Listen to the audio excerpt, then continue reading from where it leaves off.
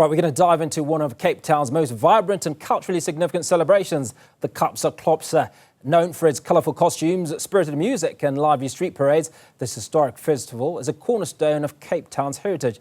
This year, the Kaapse Klopse Karnival Association is bringing us not one but two spectacular events. The annual street parade on Saturday, January 4th, and the highly anticipated competitions at the Athlone Stadium, which kick off shortly after. Now, Muneeb Gambeno is a director of the association and joins us to share insights into the festival's history, its significance for Cape Town's cultural identity, and what we can look forward to in this year's celebrations. Muneeb, appreciate your time. Thanks so much for speaking to us. Now, how has the festival transformed from its origins during I suppose, over the last several years? Well, good afternoon, firstly. Thank you for having me. I think we should really go back to the advent of the Guma music that we practice and how that started. And what we found at the very start of the Cape Colony, that our enslaved ancestors started developing a creolized form of music that was really informed by their musical genres from the various places in the world where they came from, like West Africa and Southeast Asia, and so forth. And that Guma music then carries on, and it finds its way into what we today know as the Klopse or minstrel tradition, with an overlay of minstrel or American minstrel music, really, that our people adopted when they started seeing the first minstrel troops arriving here in the late 1800s and the early 1900s.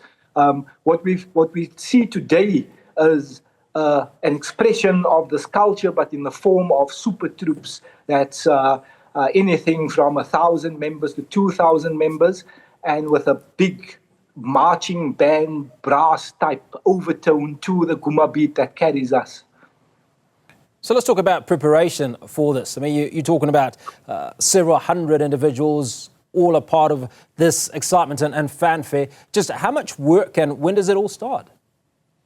We really plan for this event all year long.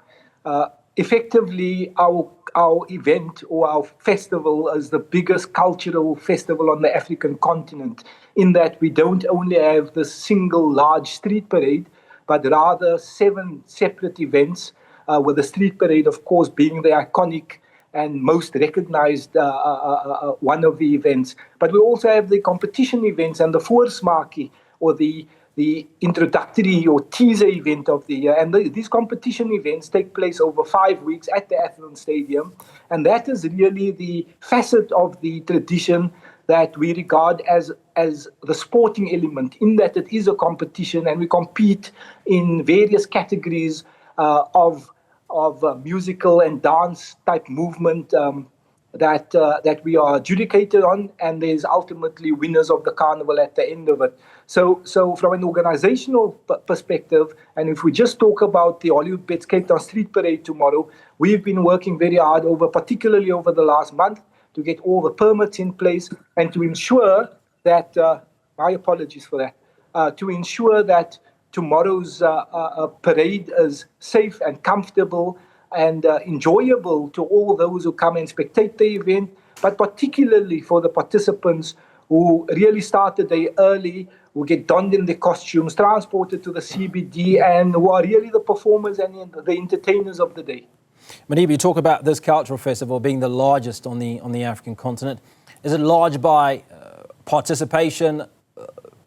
Does it have involvement of other Africans from the continent? The event has developed into something that is recognizable beyond just the communities on the Cape Flats, and we attract people from all walks of life, all communities, and we certainly get visitors from abroad into the Cape who then recognize the event and who want to participate in it. We also have our luminaries in the country, our sportsmen, our artists. Often we get the Siya Kolisis of the world participating, our cricket players and so forth. But in terms of its size, as I said, there's thousands of participants. It stretches over a lengthy period of the festive period. And of course, we've got many indirect participants in the carnival throughout the year. And that indirect participants that I refer to are people from the various industries who support this carnival. We spend millions of rands to activate our troops, to activate the event, and we localize the event and the beneficiation thereof as much as possible. So what you find is, for instance, in the clothing industry, we struggled over the last few decades, and that many of our, particularly our women, worked in the clothing industry in places like Epping and Woodstock, and those clothing factories closed down. The carnival supports these seamstresses and clothing makers, for lack of a better term, and they all participate, albeit not always as participants in troops. So this is a very, very large carnival. It takes lots of preparation, and we've got a dedicated team who largely do it on a voluntary basis. And we're very proud of the event and what the event does for our communities, and certainly for our youth who find meaning and purpose from the carnival and within the carnival. Now, you've talked about the Cape Flats, so we ordinarily want to talk about the coloured community and the protection or the safeguarding of their cultural heritage. Is there a deliberate attempt to safeguard that heritage or that culture, or are you open to the dynamics of culture as we come to know that culture evolves over time? Culture evolves as does language, as does anything else in life. So we've never been overly precious about codifying the culture. We allow the culture to evolve as it evolved from the very beginning. When you compare the expression of this culture today to 50 years ago, to 100 years ago, it's very, very different. So we encourage that, and with or by its evolution, we making it more attractive, and we also granting entry to more participants and to more people who can beneficiate the carnival. Ultimately, what we are precious about is this very iconic Guma beat of ours, and that we seek to protect. And in order to do that, we consult broadly with musicians, with academics, and we encourage the troops to maintain that undertone of the Guma, because that is really what we are known for. Now, when you talk about the Cape Flats, I mean, numerous conversations are always about gangs and gangsterism that emanate from there. But when you have a festival of this magnitude, it offers you an opportunity to send out a message, right? What is that message that you were sending out to the various young people and obviously other attendees to this cultural festival? Because I think it offers you a prime opportunity to send out the right messages. The message really is that none of us and none of our people on the Cape Flats choose gangsterism simply because it's fashionable and simply because they want to be gangsters or to become drug addicts or anything of the sort. These are consequences of the dire economic consequence or state that our people are in. And us as a broader society have an obligation to go into those communities and to uplift those communities. The carnival provides us as an organization and as leaders and as people who grew up in those communities to not only go back and plow in resources, but also to influence people differently. It's important for our people to recognize the fact that they can break through the structural barriers that we struggle with. It's also important for our people to see of their own having broken those barriers. And it's important for us as leaders and a broader society to recognize that there's excellence in these communities. And this carnival really allows our people, particularly tomorrow, to be seen and to be heard and to express their excellence. It's something that does not readily happen through the year, and our people often feel that they are not seen and not heard, and we provide the platform for that. Muneeb, one of the things that we often talk about when it comes to specific events in a community is the opportunity to bolster the local economy, if you will. Are there deliberate or targeted attempts to benefit the local community, either by way of employment or purchase of a resource from specific local communities that are participating in this event? This event is probably the best example of localization and of local content within an activity or within an organization or an event, if you want to call it that. We spend every cent within our communities, not necessarily to the exclusion of those who come from other communities, because we also recognize that we require expertise from others where it's not to be found within our communities.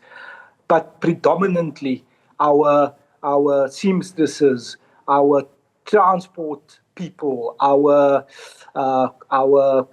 catering people, and so forth, they are employed directly, indirectly, via the troops, via the organization, and we grant them opportunities. We have multiple traders over this period of time, and over the 6 or 7 weeks of active carnival, many of them have the opportunity to actually earn enough money to put their kids through school and even put other kids through school within the community. I must say to you, though, that we've had fantastic support from our partners, the City of Cape Town, Hollywood Bets Foundation, in driving this agenda of ours. So much so that at the beginning of each year, the Hollywood Bets Foundation asks us to nominate schools within our community so that these schools can be beneficiaries of their school drive, and that school drive is really gifting them with school shoes, with stationery, and other items that is so necessary to get the school year going, and to provide these items to kids who really can't afford it,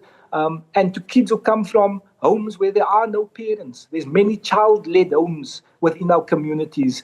And as I said, our organization, together with our partners, we go beyond the active life of this carnival to actually drive the agenda of empowerment.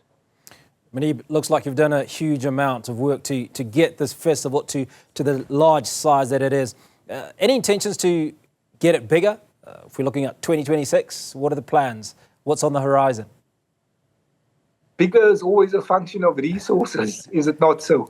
And as much as we've worked hard and we're receiving good support, the carnival can always grow, and it can always be used as a vehicle to empower more and to demonstrate to the world that there's value to be found within our communities and within South Africa and Cape Town, of course. It also showcases, sorry about that, I'm really sorry. It also showcases Cape Town as a destination. So the ambition is certainly to grow it. And on that point, I really want to encourage broader society and the corporates to come closer to the carnival, come and view the carnival, understand it. Corporations have huge budgets for economic development, and they often struggle in deploying those funds. Yet there's movements like ours and activities like this that can benefit the youth. We have a massive educational angle to the carnival, in that the youth is educated in musicianship. They are gifted instruments, and some of our youth have stepped up and they've gone to tertiary institutions and they've become super musicians who now perform on the jazz scene. They travel abroad. We've just had 2 of our band leaders almost arrived late at the first day of carnival because they were booked for gigs in Zimbabwe on New Year's Eve. And that is the strength and the power of this carnival. But we need all the support, we need all the help, and we want the broader society and corporates to recognize the value of this carnival so that we can grow it to a point that we've just enunciated. Muneeb Gambeno, Director of the Kaapse Klopse Karnival Association, appreciate the time.